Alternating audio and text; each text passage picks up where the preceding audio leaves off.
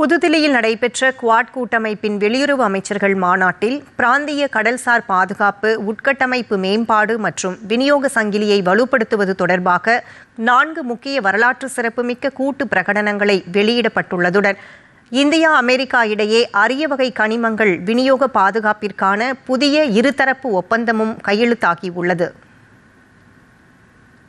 புதுதில்லியில் வெளியுறவுத்துறை அமைச்சர் ஜெய்சங்கர் தலைமையில் குவாட் வெளியுறவு அமைச்சர்கள் கூட்டம் இன்று நடைபெற்றது. இக்கூட்டத்தில் ஆஸ்திரேலிய வெளியுறவு அமைச்சர் பென்னி வோங், ஜப்பான் வெளியுறவு அமைச்சர் தோஷிமிட்சு மொட்டேகி மற்றும் அமெரிக்க வெளியுறவுத்துறை செயலர் மார்கோ ரூபியோ ஆகியோர் பங்கேற்கின்றனர்.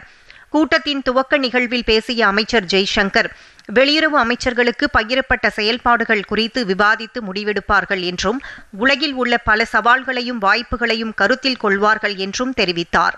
உலக அளவில் விநியோக சங்கிலியின் மீள்திறன், உற்பத்தி மற்றும் வளங்களின் செறிவு, முக்கிய உட்கட்டமைப்பில் உள்ள இடைவெளிகள் போன்ற பிரச்சினைகள் குறித்து கூட்டத்தில் விவாதிக்கப்படும் என்றும் அவர் கூறினார். Encouraging progress on many initiatives. As maritime democracies, pluralistic societies and market economies, we share a responsibility towards a free and open Indo-Pacific. The region must remain a driver of global growth and stability. We will be underlining that today, through our deliberations, which I am confident will be useful and productive. இதனைத் தொடர்ந்து பேசிய அமெரிக்க வெளியுறவு அமைச்சர் Marco Rubio, Indo Pacific கடல்சார் பாதுகாப்பு, PG துறைமுக மேம்பாடு மற்றும் முக்கிய தாதுக்கள் கட்டமைப்பு திட்டங்களை கூட்டாக அறிவித்தார்.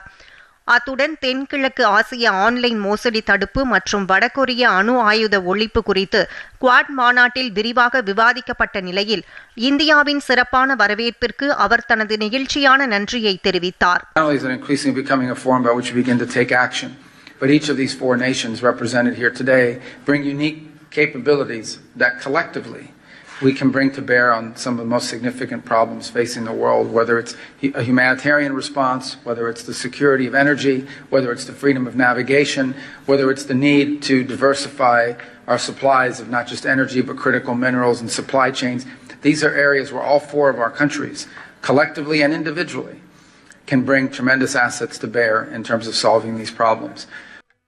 பின்னர் பேசிய ஆஸ்திரேலிய வெளியுறவு அமைச்சர் பென்னி வாங், மேற்காசிய நெருக்கடிகளால் பிராந்தியம் எதிர்கொள்ளும் பொருளாதார அழுத்தங்களை சமாளிக்க குவாட் கூட்டமைப்பு மிக முக்கியமானது என்று குறிப்பிட்டார்.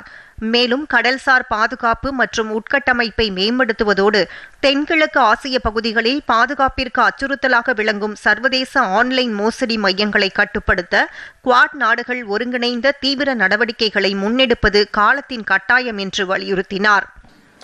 We have our own histories, our own interests, but there is great alignment between our interests. And we all share a vision for the Indo-Pacific, a region that is free and open, a region that is peaceful, stable and prosperous. And we each bring our unique perspective, experiences and strengths together as we work to achieve such a region. இதனைத் தொடர்ந்து பேசிய ஜப்பானிய வெளியுறவு அமைச்சர் Toshimitsu மொட்டேகி, சுதந்திரமான மற்றும் திறந்த Indo Pacific தொலைநோக்கு பார்வையை சாத்தியமாக்க உறுதியளித்ததோடு பிராந்திய நாடுகள் வெளிப்புற அழுத்தங்களை தாங்கும் திறனை பெற உதவ வேண்டும் என்று கேட்டுக்கொண்டார். மேலும் வடகொரியாவின் ஏவுகணை சோதனைகள் மற்றும் இணைய செயல்பாடுகள் குறித்து விவாதிக்கப்பட்டதாக குறிப்பிட்ட அவர், வடகொரியாவை முழுமையாக அணு ஆயுதமற்ற நாடாக மாற்றுவதற்கான குவாட் அமைப்பின் கூட்டு அர்ப்பணிப்பை மீண்டும் திட்டவட்டமாக மறு உறுதி செய்தார்.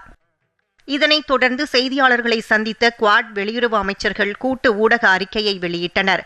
இதில் பேசிய மத்திய வெளியுறவு அமைச்சர் ஜெய்சங்கர், சர்வதேச சூழல் மற்றும் இந்தோ பசிபிக் பிராந்தியத்தின் விநியோக சங்கிலி திறன் குறித்து மிக விரிவாகவும் பயனுள்ள வகையிலும் விவாதிக்கப்பட்டதாக குறிப்பிட்டதுடன் கடல்சார் கண்காணிப்பு, அண்டர்சீ கேபிள்கள் மற்றும் பாதுகாப்பான கடல்சார் வணிகத்தை உறுதி செய்வதோடு எரிசக்தி மற்றும் உரங்கள் தடையின்றி கிடைப்பதற்கான கூட்டு நடவடிக்கைகள் முன்னெடுக்கப்படும் என்றும் உறுதியளித்தார். We are 4 maritime democracies located at different ends of the Indo-Pacific. The exchange of perspectives was an exercise of considerable value.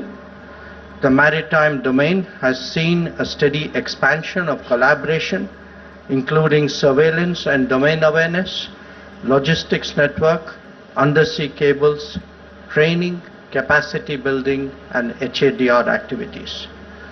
We will be continuing to deepen these areas in the times ahead. இந்த மாநாட்டின் முக்கிய நிகழ்வுகளாக Indo Pacific பிராந்தியத்தின் கடல்சார் பாதுகாப்பு மற்றும் பொருளாதார மீள்தன்மையை வலுப்படுத்தும் நோக்கில் 4 முக்கிய கூட்டு உடன்படிக்கைகள் மற்றும் பிரகடனங்கள் அதிகாரப்பூர்வமாக கையெழுத்தாகின.